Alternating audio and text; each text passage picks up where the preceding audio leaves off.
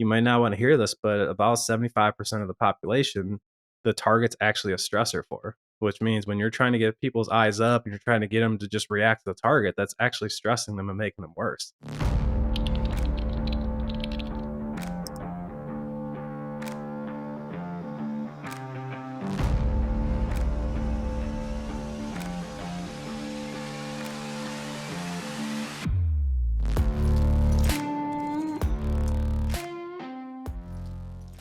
Today on the Tournament Code, we're joined by Kyle Alderink. Kyle is the Director of Instruction at the Academy at Black Creek in Chattanooga, Tennessee, and a Mental Golf Type certified coach. Mental Golf Type is a personality test designed for golfers to help you figure out why you think the way you do and perform better. Kyle has been named a top teacher under 40 in America by Golf Digest and the top teacher in Tennessee. Kyle hosts his own podcast called Beyond the Swing, Decoding High Performance and Consistency in Golf. We appreciate you taking the time to join us today, Kyle.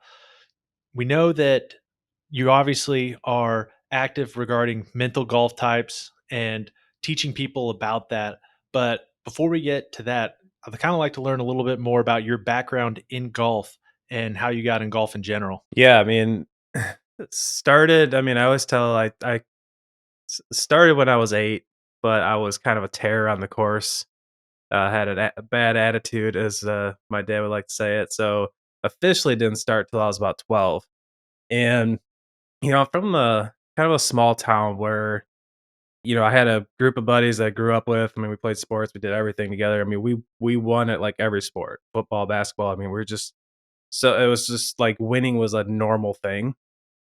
So, and then golf was like immediately humbling, where everything else came so fast. It was like golf was the one that was like, why is this creating such a problem for me? And I'm a type of person where, like, when that happens, I just have to know the answers. Like, I just dive in. So golf, I just kind of dove in. And, I was from a small farm town in Michigan where golf really wasn't a thing. I mean, it was, football, basketball, baseball. So I was kind of the weirdo playing golf out in, literally a goat pasture that was just mowed by a tractor. I mean, that's kind of how I grew up. I mean, I didn't see my first bent grass fairway until probably 2 years into the game.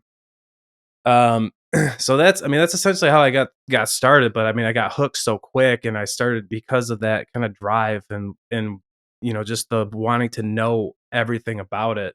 I picked up pretty fast. I got pretty good. Started competing probably a year and a half in. Had some pretty good success quickly, and then it just kind of fueled from there. I love the thing I always kind of loved about golf was it's just so different, different courses, grasses, conditions. I mean, it's the most variable game on the planet. And that just always kind of just, everything was new. Every time playing was new. There's new shots, like, so that just desire to want to learn all that just kind of fueled that passion to run with it. That is cool. When you started playing competitive golf, I know it sounded like, pretty soon, as you said, like a year after you got started. So not too long, you got into competitive golf. Was there something different about competitive golf to you than just going out there and playing with your buddies on the weekend? Yeah, I mean, it's just competition as a whole. I mean, everything, I would rather be playing in a basketball game than just, shooting around in the yard. Like I just like to compete. Like it was more challenging. I mean, even fast forward to a point when I kind of stopped playing competitively, like after college or whatever, it just wasn't even fun to go play. I'm sure you guys probably know a little bit about what I'm talking about, but it's just like when there's something on the line, it's a lot more exciting for me. So it's even to this day, it's kind of hard to just go out and play. Like I'd rather play in a money game with somebody or something, but just to go, hey, let's go play 18. If it's a cool course, whatever. But most of the time, it's like way more exciting to have something on the line. I'm just a competitive person, but that goes into my coaching as well. Like I coach and I enjoy coaching competitive players. It's not that I have anything against non-competitive, but it's just like that's the fire that I like to have. I like to have something on the line. I like to see people playing in tournaments and stuff like that. So it's just always I've just always been such a competitive person that that was just kind of second nature. It was enjoyable. I know exactly what you mean. I'm planning on going out and playing pickup basketball later this afternoon, and uh, when you don't get a playing competition, especially in some sports, it gets boring. Like I know exactly what you mean as far as like with golf too. We played money games all growing up. Pretty much everything's money game, and even now, like if we're going to go play, even if I'm playing Ashton, who is 15 shots better than me, and Cooper, like, we have to play for money because that's what keeps you focused and in it. So I get that. And you mentioned you played in college, and then your competitive career stopped. Talk us through like how you got even competitive golf enough that you're looking at going to college, and then you decide to go to college, and then how things wrapped up from there. Yeah, I mean, I don't know if there was a moment where I just like it was, I'm gonna play in college. Like golf just kind of became the thing. Like it was the thing I was the best at. I did it more than anything else. Like I was good. I was a good basketball player. I was a good baseball player. I gave football up for golf going into high school, but I mean I played tennis. But golf was the one that was like, again, I just was more passionate about, and like it was the one I was excelling at more. Like I was spending year round on it. I was traveling, competing, winning, seeing a lot of success. So it just kind of seemed like that was the road. The interesting part is again, this was pretty much pre-internet era. This is back in like dial-up age. So you just can't go look up stuff. So I didn't really know what the world of competitive golf looked like. So at that point, being in a smaller town, I thought I was going to be the greatest pro on the planet. 'Cause that's all I knew. I'm like, I'm playing in these tournaments, I'm winning. Shoot, I'm gonna kill everybody, man. I'm gonna play professionally. This is gonna be the greatest thing in the world. And I started kind of getting on my recruiting stuff with that, and I got in front of some pretty good schools. Long story short, I didn't take high school all that seriously. I'm very open and honest about that. So my grades kind of lost me a lot of scholarship opportunities.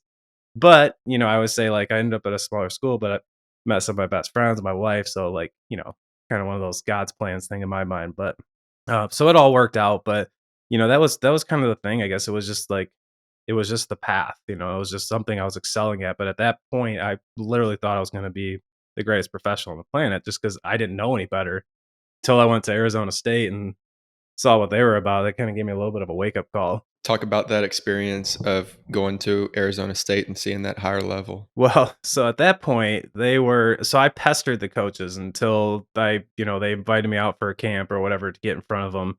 And that, I mean, I'm a very persistent person. So when I want something, like I'm going to be relentless. I just kept drilling them with like calls and emails and stuff. And they're finally like, come on, we'll look at you. So the year I went out there, if I remember right, I know for a fact their number one was Paul Casey. Number two is Jeff Quinney, who won the USAM, played professionally. Matt Jones was their number three, who I think's still on the tour. They had this Swedish guy who was their fourth that was just a beast. I mean, so all these guys, when we went out and played, I mean, they're dropping 65s at, which back then they played at Karsten, I think it was called, and, from 7,200 yards, and I'm shooting like 76. I'm like, well, huh. I guess this is what, this high level stuff is really about. So that was a pretty big wake up call right there. A little depressing to be honest with you, but because you started to learn, like I said, it just wasn't that internet era where you could just look up to see what everybody's doing and stalk people on social media. Like I had no idea. You know, I mean, you had to get dial up AOL to get onto websites and see what was going on. But even then, like a lot of these places didn't have, stuff you could really look up. Like you could find maybe an email address, but so it was a different era, but it was definitely a wake up call. But it just motivated me to work harder and spend more time. And I got to a point where I felt like I probably maybe not Arizona State, but I definitely could have played and had some opportunities to play at a Big Ten school or something if I didn't jack my grades all up. No, I get that. That's cool that you get to see that, especially nowadays. We're kind of inundated with good score here, good score there, which is nice that you know where everybody stands. But at the same time, it can be you can feel exposed. I imagine as a junior golfer, and that you can feel like you don't measure up very early on. I know that you went Mm. on to go and do coaching. Tell us about your coaching practice and how you got into that. Yeah, so coaching was always something that I guess has kind of been in my blood a little bit. Even in high school, it kind of started in high school. I'll say, like, with my fascination of just wanting to understand how things work, I wanted to understand how the swing work. I mean, I didn't get lessons a lot, but when I did, like, it was very fascinating to me how my instructor could just kind of look at a problem, fix me. I was like, wow, that's really cool. That problem solution stuff. So, then I just kind of started studying. I read a bunch of Golf Digest. I would read everything I could get my hands on, and again, at my high school, it was me who could play, and then my next guy would shoot maybe 45, and then everybody else was like 50s, you know what I mean, for 9 holes. And we just had a brand new coach that was the science teacher, and he admitted, he's like, "I don't know anything about this game. I'm just doing it to get a separate paycheck." So he's like, "Can you help these guys?" And I was like, "Well, sure." So I took my dad's big, huge VHS camera out to the range. I'm videoing people's swings and stuff, and like that was just cool. And then as time went on, again, kind of that same revelation. I read a book called "A Good Walk Spoiled" and started kind of seeing the miseries of what professional golf looked like. And then I had some friends that had attempted it, and I was just like, that just doesn't look fun. And I just don't even like to travel that much. I mean, I after 2 days of being away, I want my own bed, I want my house, I want my stuff. So it's like just playing professionally just didn't seem like it was my route. But I was like, coaching seems like a great way to stay around the game, to fuel my competitiveness. So again, then it's kind of move on to college, it was the same thing. I mean, I was on the range with my college team and videoing people's swings and kinda diagnosing, and I was probably full of it at that point, but it was still a lot of fun to kinda go through that process, and it just seemed like, this is kind of something I maybe was born to do. I felt good at it. I don't know if I was any good at it, but same thing with coaching, and then I need to know everything. So, I mean, read everything, studied everything, been around every teacher I could be around. I mean, it's just like I said, it's kind of my personality. Like once I want to know something, I just go 1,000% in. And so when you develop that practice and you decide, hey, like I'm going to get into coaching, I got to do this all the way. I got to talk with everybody I know. When you're going through that process, at what point in time did you decide, hey, like I'd like to actually work not just with golfers, but with high level golfers? I want to work with people who play competitively. I mean, I've always known it from the start. I mean, even just like with trying to help out high school players, college players. Back when I was that age, it's just again, it's always that competitive side. I mean, I coached through college. I coached AAU basketball. Like I just have always liked um, just the competitive stuff. So even when I was before I even got into coaching, I was like, I want to have a junior academy, and I think it was mainly just because of my experience and like the impact my instructor had on me. I think it had a lot to do with that. But I was like, I love that one, the competition side of it, the whole trying to get into college and, just elevating and, eventually just really on, the development side of the person, the mental side and handling emotions and, doing that stuff too. That just kind of fit. I've always been kind of just like that calm, kind of Zen mentality. I guess not when I was younger, but it's always been somewhere where I can talk to someone, help try to calm them down and, just help them through some, life problems as well. So it just kinda always was a natural blend. So, at what point in your coaching did you kind of transition from just solely doing swing instruction to being more of kind of like a player slash mental coach? And why did you make that transition? I'll tell you the exact moment actually. So this is literally one of those, like, this moment happened and it changed my life. Um So this is when I was kinda getting, like, really ramping up in Chicago, and, I was really starting to get my hands on some good juniors. Those like, some kids I've already been coaching were developing. So Illinois has this, junior tournament at Medina every year. So it's like an invite. They invite the, you know, best kids or whatever they can get. So it's a 36-hole one-day tournament. I had this particular girl who I thought was just gonna be the next greatest thing. And I was like, "All right, I'm gonna go watch her play in this tournament. It's on a Monday. It's my day off. She's gonna win this thing. We're all gonna celebrate. It's gonna be the greatest thing on the planet." Well, that was like the farthest thing from what happened.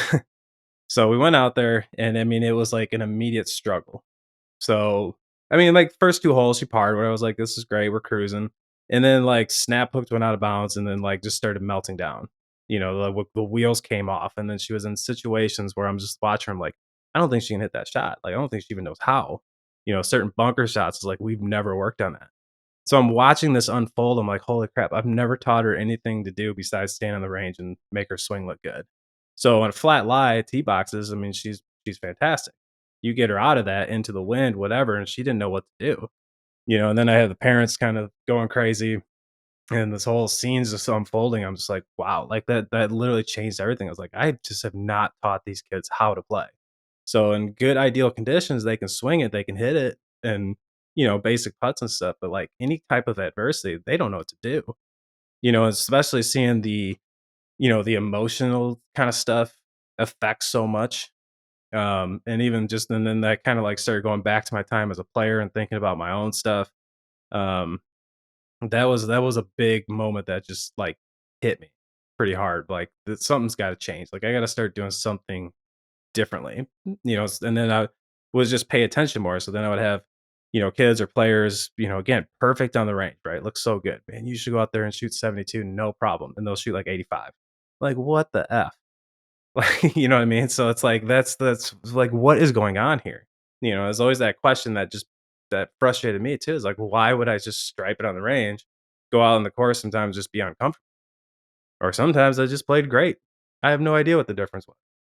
So again, that question drove me crazy. So then I just started going down the wormhole of performance and mental game and all that stuff. And a lot of it too. I kind of stepped out of golf and was studying football and basketball and just looking at how other people were practicing and because I just felt golf was way behind the time in terms of a lot of that stuff. Like I just thought what I was trained on was what everybody knows. Just you need to work on something, you work on a golf swing.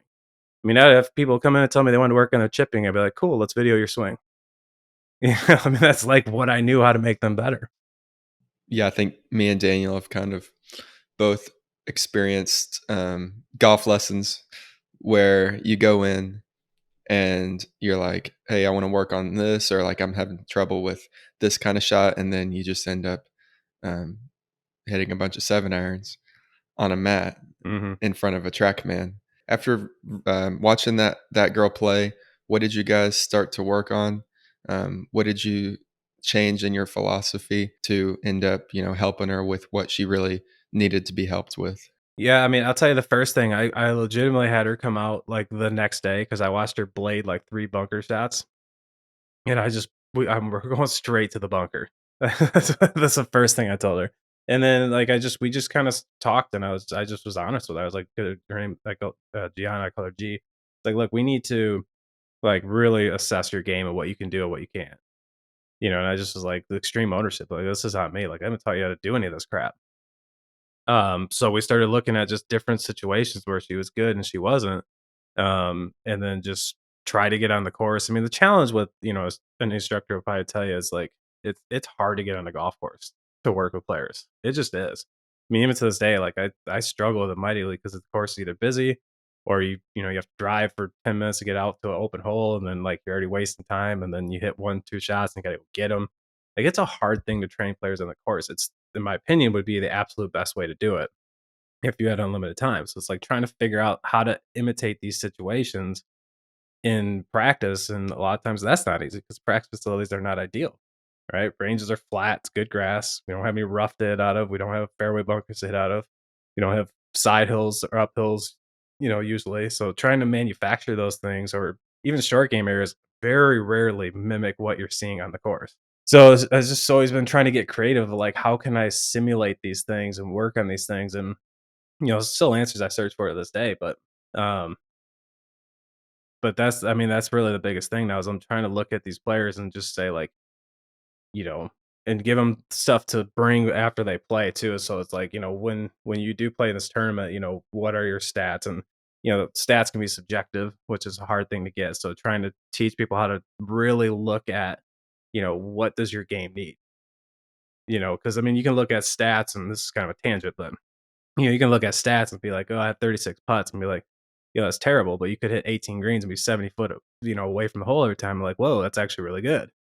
You could hit 14 greens, but you popped every one of them up. Like, so it's hard to look at stats and just be like, this is where you got to get better. So trying to help kids learn to evaluate what they truly need, and then trying to build that the best way you can into that. But I'll be honest, at this point in my career, like I don't really like working with the swing. I'm like, and I don't have much of a filter as a coach too. So I'm like, you better go figure this out because I don't want to be working on this crap.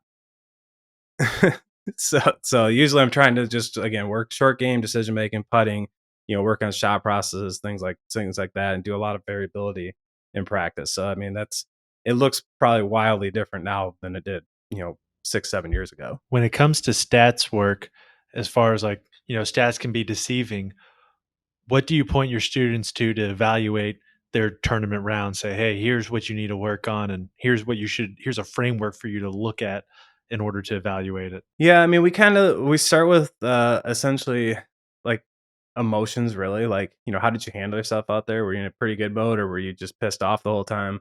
Like what was your mood out there to start, and then we'll kind of start back and tracking into a little more of the X and O's. So like, I always start more with how many greens did you hit, and then like, where's your proximity? Like that's really what I want to know. Like where are you putting from? So if you're hitting a green, is it like are you within 30 feet, or are you having a lag putt from 60 feet? And if you're within a decent proximity, then like, are you three putting? So my first thing is I'm always trying to just get players to be really good lag putters and really good short putters. So I spend a ton of time on inside of 5 feet and outside of 40 or 30 feet. And don't do a lot of stuff in between there. And it's just because, if you break down the percentage of theirs, I mean, even like an 8 foot putt, tour players are like 50-50. So I'm looking at these junior players. I'm like, look, if they're 50-50, you're probably at best 25-30%. So you're in practice, you're going to miss 70% of your putts. That's just going to kill your confidence. What's the point? The other thing, if you have an 8 foot putt, like it's you either hit it better than tour players or your chipping sucks. So let's figure that out. You know what I mean? But if you can get good at making a lot of 4 foot putts, I mean, your likelihood of making an 8 footer goes up. So, so I'm spending tons of time on, like 10 in a row from 3, 4, or 5 feet or something randomized. And then lag putts, do like drawback stuff. So I'm always working hard on that because I don't want players losing shots to 3 putts, and then just making sure their tee balls are under control so they're not having penalties. I mean, those are really the main areas. Like driver, wedge, and putter are where I spend 80 to 90% of the time. In regards to evaluating those stats and kind of developing a training program based off of that, are you of the opinion that you should kind of double down on your strengths, or kind of try to work on your weaknesses, or is it player to player? Yeah, it's an interesting question because there's some weaknesses that are extremely hard to change. So if the weakness is a low hanging fruit, like limiting 3 putts, like tackling that for sure, or just making some more short putts. But, if the weakness is trying to gain, 20, 30 yards, like players just not hitting it far enough, that's a hard one to battle. So we'll work on it, but I'm still going to be, spending a lot of time with their hybrids or something like that, or long irons to make sure they're sufficient until they can figure out how to get that yardage. So we're really looking at like, is this costing you? Because I think there's some things out there that, you know, I mean, distance is wildly important. I'll be the first to say that, but not every great player bombs it. Especially like on the girls' side. I mean, I coach a ton of girls, so I mean, there's LPGA players who are absolute savages with hybrids in fairway woods and hands. I mean, Dana Finkelstein's one of them. You know, she'll take a hybrid and put it closer to most people's like 9 irons all day long. So it's like, okay, so with Dana, do they just keep building her trying to hit it farther, so she's hitting short clubs, or do you just keep developing that, that skill of doing that? I don't know if there's a right or wrong answer there, but for me personally, like I'm trying to make sure somebody's staying good. So if they're hitting a ton of fairways but they're a little short, like I'm not going crazy over that. Maybe in the off season, let's try to gain you some distance. But in my personal experience, I've seen more people get hurt trying to gain distance than actually gain distance. That's just been my observation and talking to people, a bunch of people who do speed training and stuff like that. I know there's some good stuff out there. Probably I've seen some stuff not so good, but yeah, I mean, I kind of skated around that question a little bit. Sorry, but yeah, it's individual. I guess is the my cop out answer. No, that makes sense. And yeah, when it comes to speed training and stuff like that, that's why we recommend you got to choose the right arbiters of information, and you got to find the right people that you trust. And we've had people on here that we trust regarding that, but you can easily go, and I've seen people go to the wrong sources for that and stagnate, not improve, and spend a lot of time not doing the right things. One thing I wanted to jump back to was when it comes to evaluating a student, you talked about how the course is not the same as the hitting bays. And I think that's something both Cooper and I can relate to. Is I can tell you there were many times in college when I was injured, I still like I got healthy for a few months here and there and would try to swing the golf club, hit the ball, and like my swing was terrible. But if you drop me back off in my instructor's bay, you couldn't like the swing still looked bad, but the results you couldn't find much of a flaw with all in all. So when it comes to trying to push students outside their comfort zone and trying to really be able to get a true look at the swing, is there an efficient way that you found to do that? Yeah, I mean, for the most part, try to, um, I try to start by just playing a couple holes with them, or I'll just go watch them. I mean, that's always been kind of my go-to, especially the better the player is. Like, I always say, hey, let's like I start with an evaluation. Like, let's just meet. I want to make sure you're comfortable with me first. I want to see you play a few holes and just see what you do. And I ask them a million questions to see what they know, how much they know their stuff. Again, I personally just don't really care how much it looks like. Like, I just want to know, do you know your keys? You know, that's the one thing I've really found with great players that have stood the test of time is they just do the same stuff over and over and over. Like, I had Trey Mullinax on my podcast, and we were talking about Justin Thomas. He's like, dude, JT's been doing that same crap since he was like 9 years old. He's like, so when people went crazy over him hitting that other ball at the Masters, he's like, he's been doing that drill his whole life. Like, that's not normal. Anytime he gets off, he goes to the same drill. Um, like Emma Talley told me that she was like, I work on four things every day, like the same four things. And she's like, when I went away from him, I lost my card. I got back to him, I'm playing well again.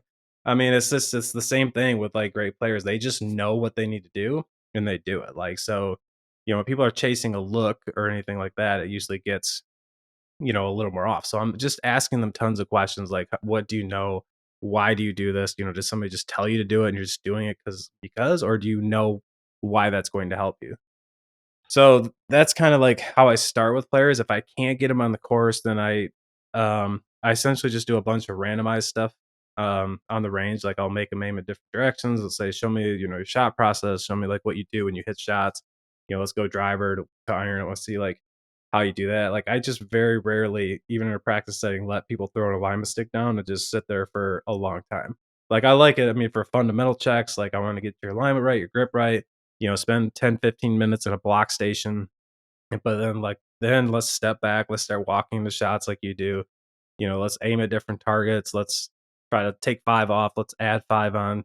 Let's hook it around this, whatever on the range. Let's, try to hit a high fade. Like, I want to see what kind of skill sets they have. So that's essentially like I'm just trying to be as chaotic as possible and just solving problems. I like that. And one of the things that I think is clear there is, every golfer is different. And we acknowledge that on the swing side for the most part. Like, in general, everybody's gotten over the idea that there's a specific model that has to be the way the golfer swings the club.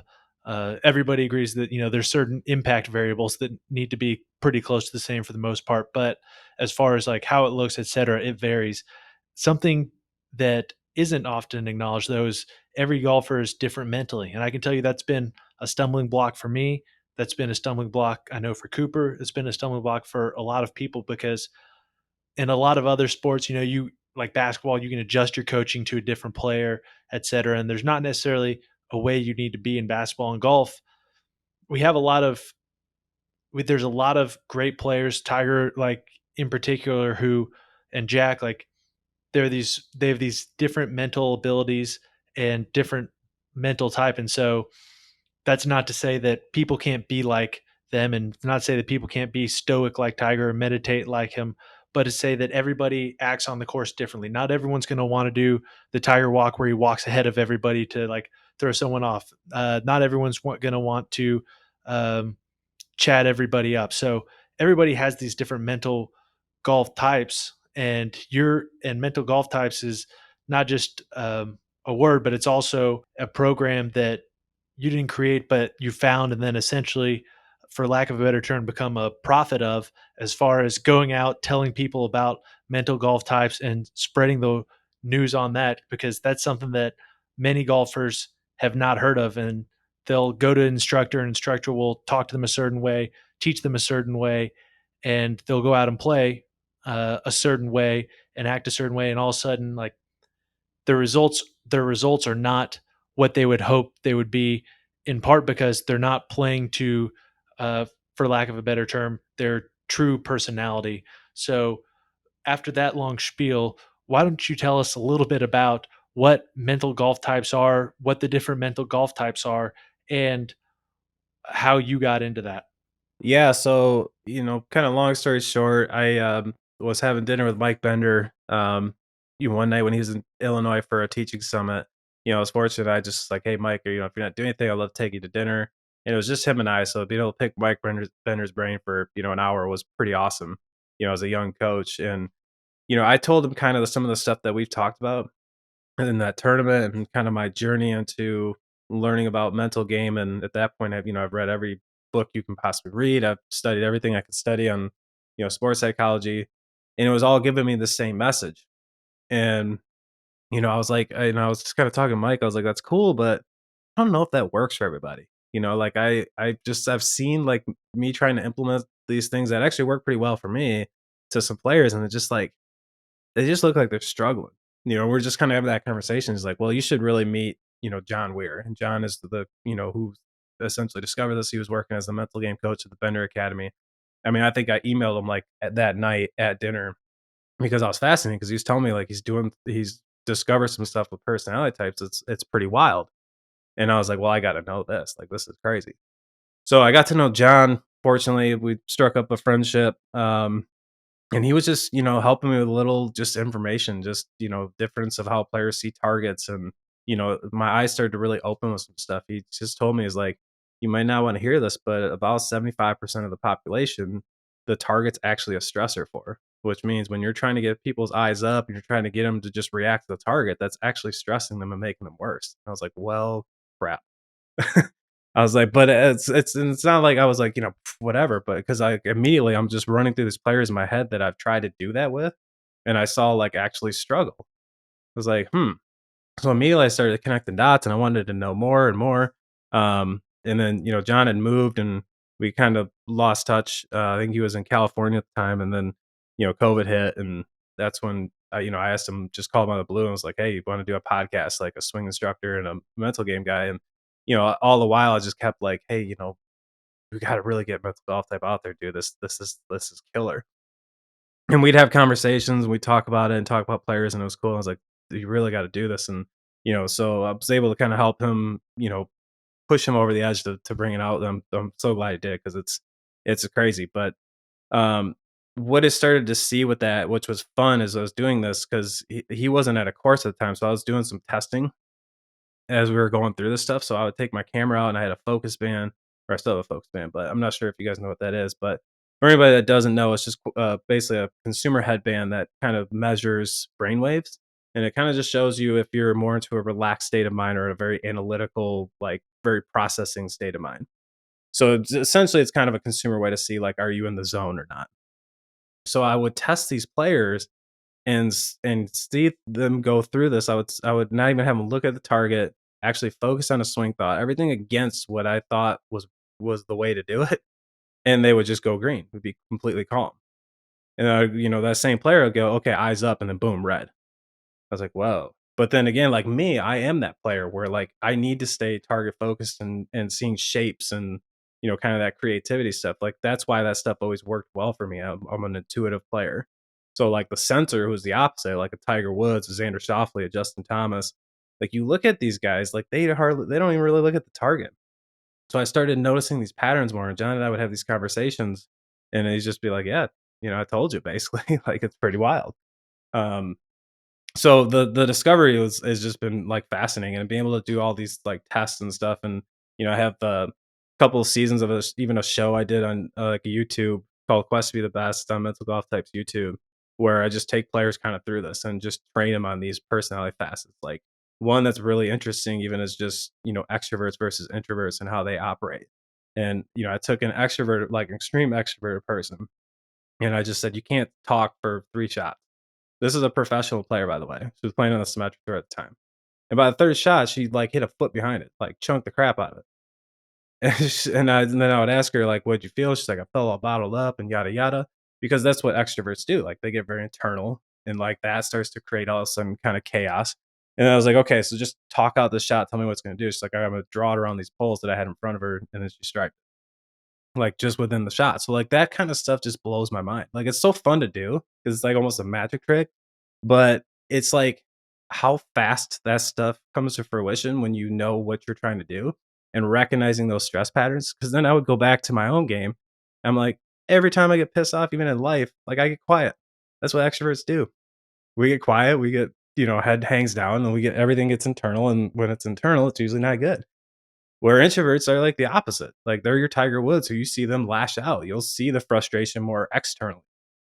So he starts understanding this very predictable behavior of what players do was pretty wild because now having these conversations with players and I'll just kind of like almost predict exactly what they're doing on the course. Like that's exactly me.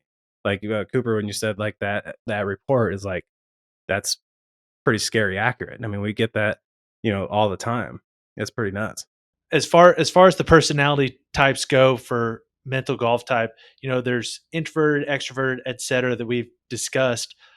Walk us through a little bit more about what each one of those kind of controls, like at least some of the common things you'd see. So for like extrovert and introvert, it sounds like introverts don't need to be out there chatting it up with people, and extroverts probably need to have like a conversation going on while they're playing. Yeah, it's an interesting one because introverts don't necessarily just always need to be quiet, but it's how they kind of recharge their batteries, and it's also how we kind of formulate ideas. So introverts are gonna process information a lot better internally, where extroverts typically do that better like outwardly. Like just use myself as an example.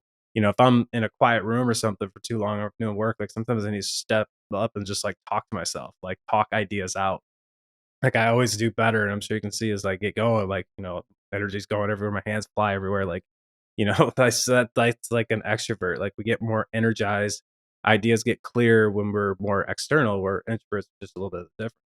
Um, which is interesting because like, what should be a more relaxing time or day is just, like, peacefully sitting quietly, like, I get exhausted. I can be so tired sometimes and go out on the lesson range, get around people, and then I'm just like, boom, energized again. Like, it's pretty wild. But and again, those things are just important to know, like, just that trick of an extrovert, starting to struggle, all of a sudden they pull in and get internal, just learning to go, "Hey, just go talk, do something, hum a song." Like, all of a sudden that can, start to change those stress levels because at the end of the day, that's essentially what's happening is we're experiencing some form of stress. Because stress, we'll get these cortisol releases, which are essentially a paralytic, creates a lot of tension. We can start triggering the fight or flight response. So we start getting, adrenaline releases, start getting into more of the primitive way of thinking, survival, and we're not into the motor cortex or the cerebral of like making decisions. So when we go against our opposite trait, so like as an intuitive, who's somebody who sees big pictures, shapes, kind of creative objects, if you will, kind of like an artist. Like I'll see the end goal first and kind of work back from there. That's like how intuitives do. They're like, what are you going to create? And then they'll work backwards. So like, okay, this is how it's going to be done. Where a sensor, the opposite, is like more of a linear way of thinking. It's like an instruction manual. Like I need to do step one, I need to do step two, that equals step three. So how that transfers into golf is like a Xander Schauffele. I need to get my takeaway here, and then that'll get the ball over my intermediate target, and then that'll get to the target. Like that's how they think. Get takeaway right, everything else falls into place. Where a Bubba Watson or a DJ is where I'm gonna hit a high draw, and then this is how I do it, type thing. So it's like kind of the same outcome they're looking for, but just different ways of seeing it. So again, when that flips though, so like an intuitive, somebody who's always been at my best with like ball flights, kind of creativity, when intuitives flip, we get more into a sensing way of thinking. So the focus gets very narrow, and we start getting more into the details of like, is my swing in the right spot, my takeaway in the right spot. So we start getting away from target. Where like a sensor though, who's actually good with that stuff, they start seeing too much. Their perception broadens. So they start seeing out of bounds. They start seeing the water. They start seeing everywhere the ball can't go, and they get away from their task. They don't feel like they have the control. They don't have their step one. I don't know if my takeaway is not right, then whatever. And you can like if you find some clips of like Justin Thomas, you can hear him talk about that all the time. It's like if I my takeaway is not right, then everything gets lost. I start dropping aside. Everything starts to get negative from there. Then I don't know where the ball's going. Jordan Spieth says the same stuff all the time. I don't know where the ball's going when he's stressed. You start seeing him look at the target 10 times versus his normal five. You start seeing like the eyes drift out, the focus gets out here where they're actually better pulled in.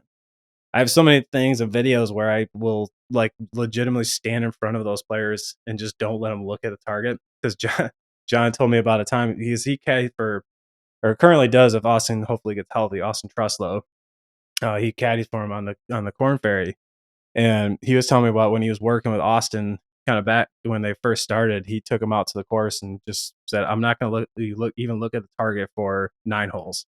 Instead, he went like 6 or 7 under or something. Like just incredible. Just I'm going to stand in front of you. You just focus on your task and just boom, boom, boom. I was like, "That sounds awesome. I wanna try that." So I started doing that with players. Like, I will start just standing in front of them, these types of players, not let them look at the target, and it was just like boom, boom, boom, and then I'd be like, "Okay, now focus on the target," and then they'd miss it. And I'd be like, "Alright, let's go back to not looking at the target." So these changes are incredibly instant, which is fascinating. When you can pull that off on the range, I'm like, "Okay, now add stress to that." Add pressure to that. So if you're missing, like, doing this way here, now you add some pressure to it, that's now you're in trouble. So having that awareness is huge. So that's like our perception and focus. A third function is what's called thinking and feeling. That's like how we make decisions. So we've got basically our evaluation, we're taking in all this information, that's how we make decisions. So kind of a way to think about thinker or feeler is like take Bryson DeChambeau versus Dustin Johnson. You hear them say two totally different things. Like Bryson's going through wind density for God's sakes. Like he goes through this laundry list of stuff. And not all thinkers are like that, but they need a little more of a list. Like, the wind's doing this is doing this, so it has to be this decision. Like it's on paper, this is the correct thing to do. Feelers are more gut instinctual people. It just feels like the right shot. So they're better trusting their gut. Thinkers are better when they just have enough information to make a confident decision. So again, go into stress and those kind of flip. Thinkers start to become very irrational. They can become emotional, where feelers start to overthink stuff. And I'm 100% guilty of that. I can remember shots so vividly of, just standing, and it's always the easiest shot too. Be like 150 in the middle of the fairway, middle pin, and I'm like, huh, well, what's the wind doing? Is that two clubs? Is that one club? And you start just like overthinking everything, and you're like, why didn't I just trust my gut? So that's the evaluation portion, and then the last is our structure, essentially just how we like structure days. We have judgers and perceivers. Judgers are very structured people, calendars, schedules. They just like to know the order and predictability of their day. Perceivers are a little more of like we'll call organized chaos. That's just like go with the flow. They might do four different things at once, but when they do that thing, it's like just bang, bang, bang. Like they'll go hard at it and then just like move on to something else. So like again, example, I'm reading like four books at once. One day I'll read like two or three chapters of one, and I'm like, oh, this other one looks good. I'll go to that. I always have three or four projects going type thing where my wife is like, if she doesn't know where she's going to be at this certain time and this certain time, like it just stresses her out. So that's a kind of a quick rundown of the four facets and essentially, how that ties in. Very cool. When it comes to those facets, it sounds like it's not just something that, a player can use for themselves, but also a caddy can use as far as helping out players or being aware and coaches too. So let's take a specific example. Let's say you have an INTP and they Mm-hmm. hit a It's bad not you, shot. is it? As a caddy, and just for clarity's sake, that's actually not what I am. I'm picking one out that I Okay. can think of. That's what I am. So this is good. Okay. Oh, there we go. Okay, I got you. So you have an INTP and they hit a bad shot in a tournament. What would be the things that, like as a caddy, you might not say to them? And what would the things be as a caddy that maybe you would say to them? So INTPs are going to be, they're going to be a little more, what's the way I put this nicely? Critical. So we'll say critical, but they're INTPs are usually no BS type people. So they're not going to really want the rah rah pump up speech type thing. They're going to want to know what they need to do to fix it. Where someone like me, who's almost the complete opposite of that, is typically enjoys more of the motivational, like pump up type stuff and is going to feed off of that. Where like an INTP mainly is going to just be like, what do I need to fix? And then what's possible on this next shot. So if I fix this, then I can get this back on track because that intuitive portion is still going to want to have that future, like what's possible. That's where intuitives are really good. Like it's a great way for any intuitive listening to this. Like what's possible is a great question because that feeds the imagination now. Well, I can, hit this high draw in there. That's going to lead to, a birdie opportunity, and then I'll be cruising once I'm back on track. Where intuitives are really can get in trouble is they get stuck on mistakes. So that INTP could really get stuck on that shot and just not let it go. So, we'll say, hey, buck up, fix it, and let's go get some birdies on these next few holes. Looking to the future with a little bit of bluntness to it would be a really good way to handle kind of that situation.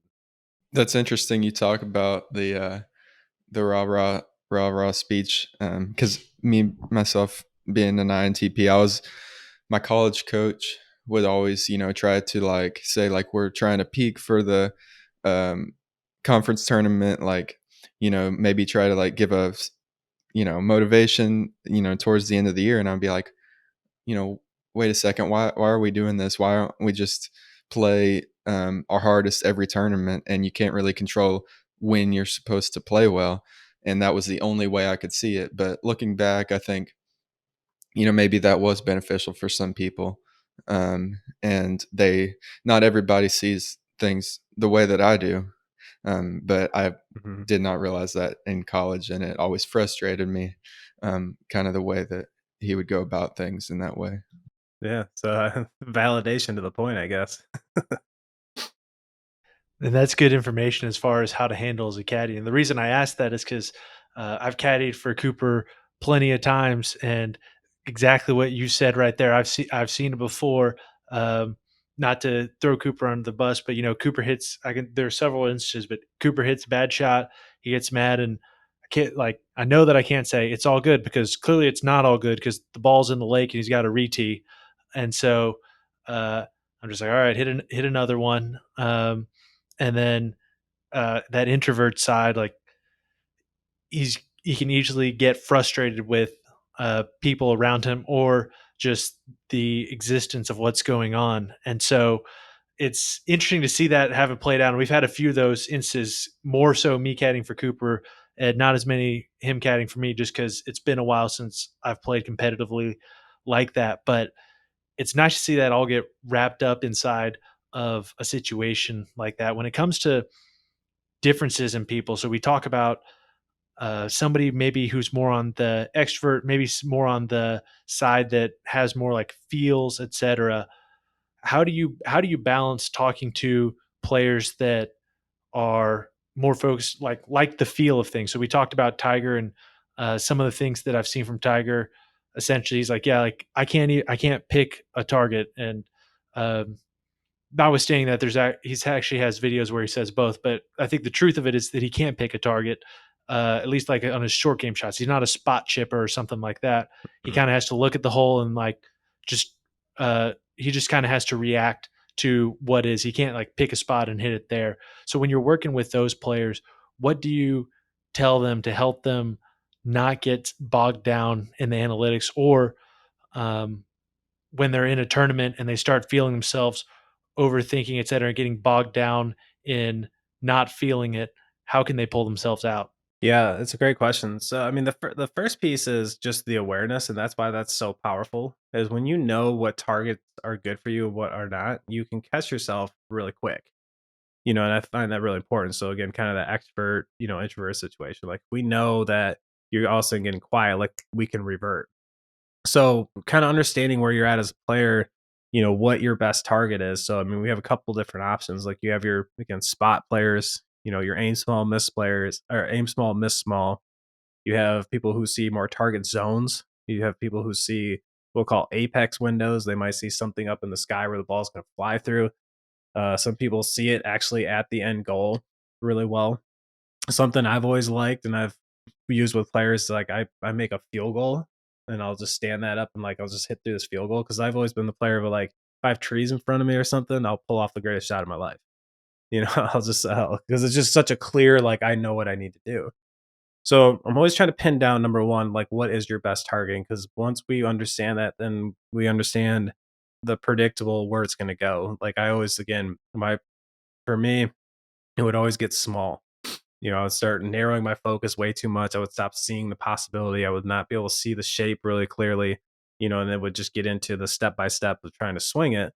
And even if it was right what I was trying to do, like again, it's just like that tension and stress and stuff I would feel, which is why it was always uncomfortable, would always produce kind of a bad shot. So, if like I'm caddying for a player and they're doing that, it's just say like trying to get them back, number one, using their essentially their communication style. Like, so if they're an introvert, I might just let them be a little bit. But again, not all introverts are quiet. So, I mean, like Cooper even has a good extroverted quality. Like, he's better talking about possibilities. So, after he gets kind of the self stuff out, like I would probably be talking, hey, what's possible on this shot? Like, what can you hit here? Type thing. Trying to get him to verbalize those things instead of just, beating himself up. So it just be going back to like, okay, here's your target. Especially like an INTP, like again, I'm probably just gonna be a little more blunt. Like, okay, here's your target, here's your zone, or whatever you see, like hit that shot. You know what I mean? Where, if it's someone more like me who's an ENFP, who's a little more, gonna be on the more of the, the emotional side of things, if you will. It's like someone's kind of trash talking me, I'm probably just gonna erupt, and just like get into a verbal argument. Like I don't want to hear that. Like I want you to tell me how good I am. And I want to pump up my self image that way. So it's like, hey, you got this. That kind of stuff was good for me. I'm the player that was good for. I love that stuff. But again, it's not for everybody. So again, I'm kind of all over the place with that question. But the kind of the takeaway with that is when you know what your good stuff is, you're going to be really aware when you go away from it. So it's just getting back to what that good is and just making sure you define it, in your practice. So you're defining and actually practicing these targets. Something that I was thinking about when you were talking about that is, figuring out what your mental golf type is probably super helpful when it comes to what you do off the course during a tournament week. Like myself, I know I'm an introvert, but that doesn't mean that I shouldn't hang out with my buddies after a round because playing a lot of tournament golf. I discovered that I can't have a hotel room by myself, or else I'll just like sit there all night and think about how bad I played, or if I played good, stress about the next day because I might be, playing for the tournament or something. And so Hmm. I also figured out that if I exercise at night, it gets my mind off the tournament and gets those endorphins flowing and stuff like that. And so I'm kind of curious to see, do you advise players on what they should do off the course during a tournament week based on their mental type? Yeah. I mean, again, good question. That's the nice thing with this stuff is like there's so many applications and it's really powerful for when you're executing, but it's even more powerful for when you're not. So, how you're spending time in between shots, just some people need to be kind of wandering around looking at the birds or something, or some people need to be chatting up their playing partners. What you're doing outside of the golf course, so some players are just going to stress themselves, just like you said, sitting alone and stressing about the tournament. Where some people that locks in, some people are going to be good just kind of on their own and just really focusing on what their task is the next day and just going through that mental visualization. So, yeah, that's an extremely important piece to because it's a lot of times it's your mental energy too. So, again, you take me, put me in a quiet hotel room by myself, like that's probably just going to drain me. I'm probably not going to be at my best the next day. But if I'm out to dinner with friends or whoever, because introverts, especially, like again, it's not just what people think it is. It's not just people who like to sit in your own and be quiet. Like I have introverts that I coach that people would never guess are introverts. They're very, very chatty when they want to be into usually a close knit circle. They're just not the ones that like to go mingle with everybody. Where me, I don't care. I'll go talk to anybody, anytime, anywhere. You know, I love having different conversations. So it's just those different things of, I'm gonna probably be better being out later in a tournament setting to keep my mind off that and just again being out to dinner, whatever, just chatting conversations where some might be good just in their on their own, just getting locked in.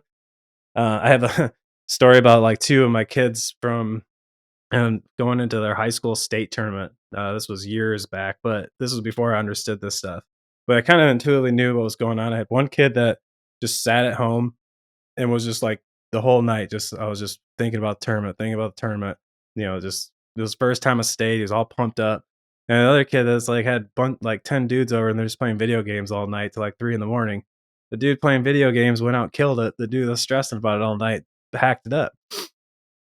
So it's just like that situation. I'm just knowing again, I guess, where is keeping you into a better state of mind. And it doesn't need to be what most people think it is. Everybody thinks it's the Tiger Woods of intense stare and all that. And I tried to emulate that and it was terrible for me as a junior. I mean, I didn't know it back then, but every time I tried to have that intense stare and I tried to be quiet, I didn't play well at all.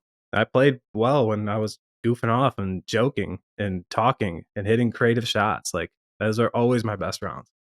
I kind of had a similar experience myself, kind of figuring out what is best for me just by noticing trends of when I was playing well and when I wasn't playing well. Myself, I'm kind of, it takes me a little while to think through things. And so I noticed that when I was playing better, I took a long time, and I'm just naturally a slow player. And sometimes when I wasn't playing very well, would be the times that I would be super fast and I was really just disengaged. Um, but I don't know if that's, related to my mental golf type or just something that is the way is the way that I process things. But it was just interesting because coaches would always tell me, you need to play faster, you need to speed up, and there is some truth to that. But in the end, I performed best when I took my time. Well, again, that kind of plays into the thinker side of your personality type.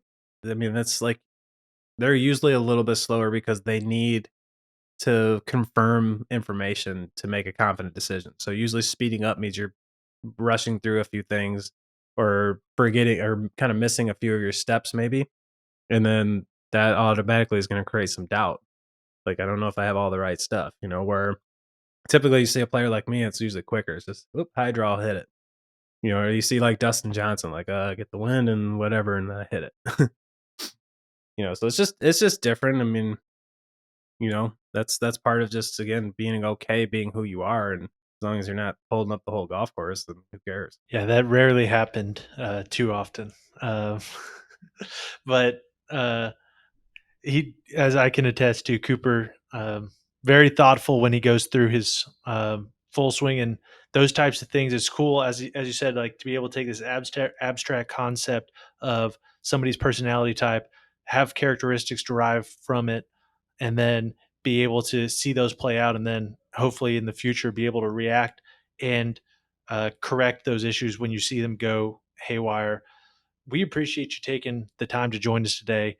The last question we ask every guest is, if you go back to yourself as a junior golfer and tell yourself just one thing, what would it be? And considering you're a coach slash working on the performance side, we'd also ask you, if you could tell a junior golfer just one thing, what would that be? Well, they're one and the same, and it's get off the range.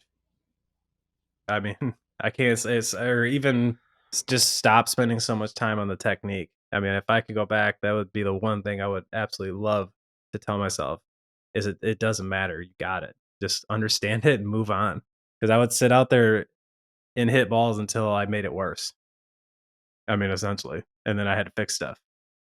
I So, I love mean, it. I would just sit there and beat balls, beat balls, beat balls. So the same today. I mean, I'm typically like just trying to get kids to just stop working on their swing so much. I'm like, just if you know the one or two things you need to do, you don't need it needs a 10-minute check every day. And then let's get into performance stuff. So that's my biggest piece of advice. I love it. That's something that both Cooper and I have realized now that we have stopped playing and stop playing as much. But and for me, like I get out a few times a week, but you don't have as much time to spend 2 hours working on technique that you just never manage Mm. to carry over, and you spend more time focused on that skill acquisition. I found it paying dividends for me. For people who are more interested in your teaching and mental golf types, where can they find that? Where can they find you on social media? Tell us all about that. Sure. So everybody can go to and should go to mentalgolftype.com and just take the free assessment. I mean, it's just, even if you don't want to do anything past that, it's just powerful information to know. You get a little free report that should tell you some things about yourself and hopefully confirm some things. So they can definitely do that and follow Mental Golf Type. Me personally, my social handles, I'm on Instagram mainly at Kyle_Alderink_MGT certified. Thanks for joining us today. Please do us a big favor and like and subscribe on YouTube, Spotify, and Apple Podcasts so we can help others learn how to play better tournament golf. You can find us online at thetournamentcode.com, on Instagram at thetournamentcode, and on Twitter at tournamentcode. As always, Feel free to reach out to us at those places or email us at daniel@thetournamentcode.com and cooper@thetournamentcode.com. We hope you join us as we continue to dive deeper into what it takes to play elite tournament golf.